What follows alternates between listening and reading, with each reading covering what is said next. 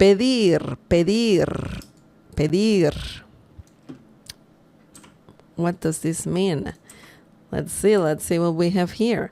Pedir means to ask for something, or to request, or also to order. So it can be used in different situations. If you want to ask for a glass of water, you can use this verb. If you want to request something, this is like a more formal way to use this verb. But essentially, if you want to say to request in Spanish, or just request, you can use this verb as well. It's a very common verb to use. And also to order. If you're ordering, I don't know, takeout, something like that, you can use this verb as well. Okay, so we're talking about, to order as in, order food. We're not ordering people to do something. We're just ordering food. Okay, so that's something important to let you know. Okay, so let's look at some examples using this verb when it means to ask for, to request, and to order. Okay, so él pidió un vaso de agua. Él pidió un vaso de agua. Okay, this is a very, very easy sentence, and this means he asked for a glass of water. He just asked for a glass of water. Simple. So obviously you could ask for something else. Obviously you could be asking for a specific dish. You could be asking for I don't know, like a different drink. Of course you can do that. You can use this verb for that situation, right? Or if you're just asking something, if you're just, for example, if you're saying, I'm asking for, I don't know, for pizza, for specifically, let's focus on food. We're just talking about asking for specific thing like food. So let's break this down and let's see. I don't want to complicate things. So let's break this down and let's see how this sentence works. El with an accent mark. Remember, la tilde, el acento, that's the name of that little thing over there. That is necessary if you want to say he. Okay, so el, he. Now, there's another word without the accent mark, and it's the same pronunciation, but the meaning changes. The meaning of el without the tilde means, or is rather, the. El carro, the car. Okay, so that's an important thing to remember. Pretty basic, of course, but it's important to always remember that. He pidió. Pidió is obviously the verb pedir. Okay, pedir conjugated for this personal pronoun, el, and prior tense, past tense. He already asked for something. So él pidió means he asked for. We don't need to add anything else like we have here, the verb ask, to ask, and also for in English. We don't need that in Spanish, so don't worry about an extra word that you need for, or when using this verb. You don't need that in this situation. And then we have un. Un means a or a. Un, a. Vaso. Remember, the V sound is very similar to B as in bell in English. So vaso means glass or cup. It could be also cup. Okay, but vaso refers to glass. a glass of, where you can pour something into it. De means of. Agua means water. Él pidió un vaso de agua. Okay, he asked for a glass of water. Now, some people also say un vaso con agua. Un vaso con agua refers to the same thing, a glass of water. Okay, so you can say either one, vaso con agua or vaso de agua. Okay, so the same thing, both terms are used often in Spanish. So now you know that you have options. You have options. Okay, so pedir in this situation means, to ask for something. Now let's talk about the next meaning, to request. Let's see how we can use the verb pedir in that situation. So let's see. Puedes pedir una copia del contrato. Puedes pedir una copia del contrato.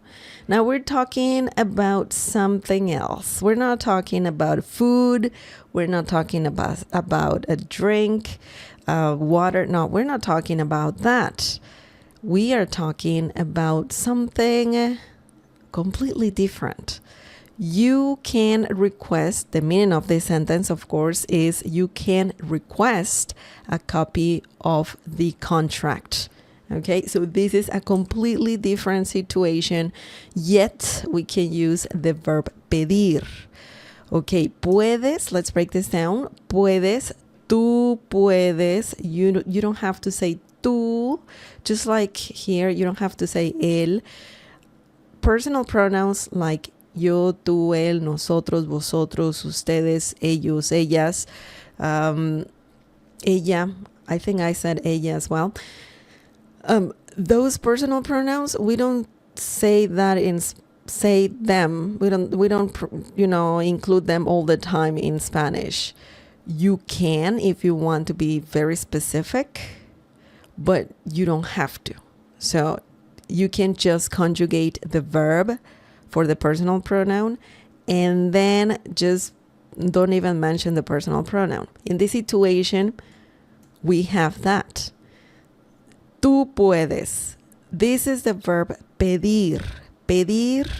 Oh, sorry. No, this is not the one. This is the verb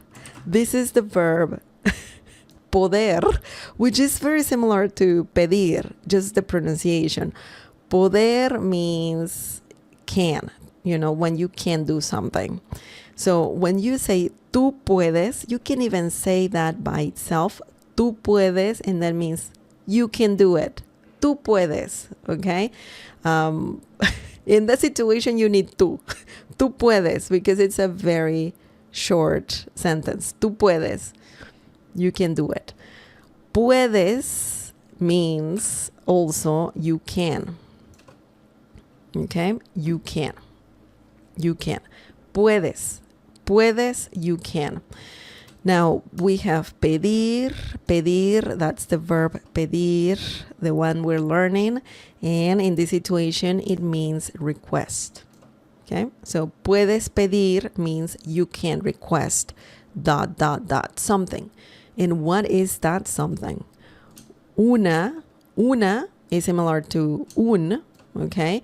But un is used for masculine nouns, and una is used for feminine nouns. The famous grammatical gender that we have in Spanish. So, el vaso, this is masculine, el vaso, and this is la copia. La copia, that's a feminine noun. So that's why we need una copia. Una means a, copia means copy, okay? Del, you know this already, right? Del is actually two words that became one. Why? Because in Spanish, there's a rule. There's a rule where when you have de él, why? Because we're trying to say of the, okay? So de, this one right here means of, él means de. But when you have this in Spanish, de él, you need to remove one E and make it one word. De él becomes del. Del. That's a rule. That's a rule. So you gotta do that. You cannot say de él because it sounds incorrect. I mean, if you make that mistake and you say de él, people will still understand what you're saying. But if you want to nail Spanish, if you want to nail, the language, you need to learn these little things, rules, okay? Del means of the. Contrato means contract. So it's pretty much the same spelling. The only difference is the pronunciation, and obviously that you need an O at the end. So this O here, contrato, contract, okay?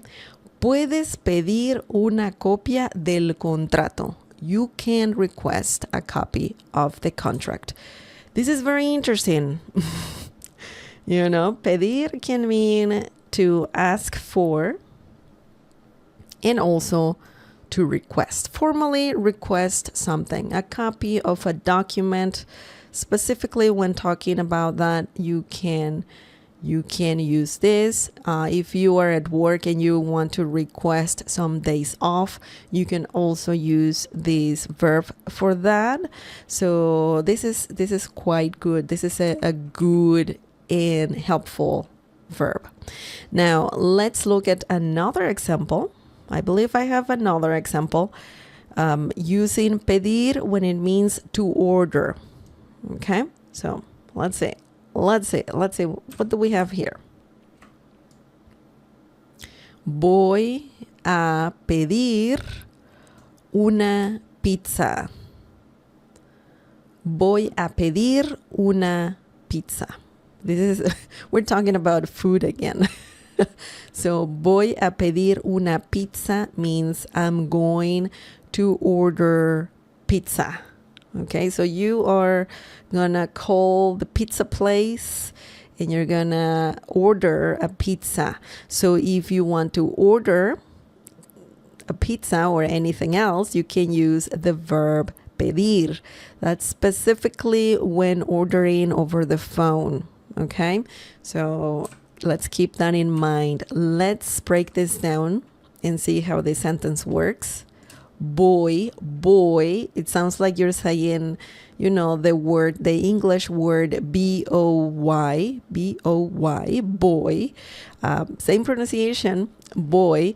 Remember, again, the V sound is different in Spanish. If you say voy, with the V sound, it's fine. Like, people will understand what you're saying. But I just gotta let you know that it's more common, and it's better to say, to pronounce this word or this letter V, just like you do, the B as in bell sound in English. That's the same sound.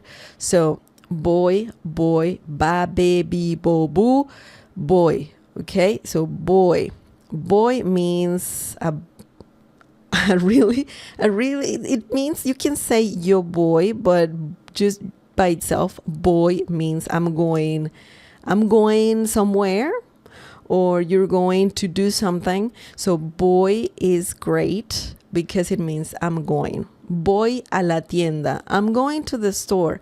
Voy a trabajar. I'm going to work. Voy a correr. I'm going to run. Okay, so boy is a great word that means I'm going.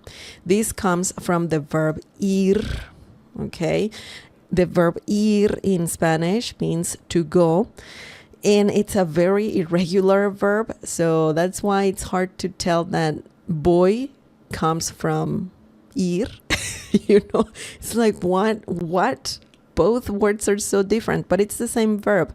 Voy is conjugated. Ir is not. That's the verb. The verb in the infinitive form.